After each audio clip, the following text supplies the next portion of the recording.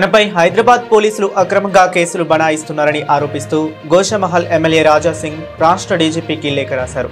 మధ్యప్రదేశ్లో తాను చేసిన ప్రసంగాన్ని వక్రీకరించి హైదరాబాద్తో సంబంధం లేకుండా కేసులు నమోదు చేయడంపై ఆయన తీవ్ర అభ్యంతరం వ్యక్తం చేశారు. ఈ కేసుల వెనుక ఉన్న కారణాలను స్పష్టం చేయాలని డిమాండ్ చేశారు. ఆయన తనపై నమోదైన కేసుల వివరాలను మీడియాకు వెల్లడించారు. మధ్యప్రదేశ్లో జరిగిన ఓ హిందూ సభలో తాను చేసిన ప్రసంగంలోని వ్యాఖ్యలను పోలీసులు వక్రీకరించారని రాజా సింగ్ తన లేఖలో ఆరోపించారు.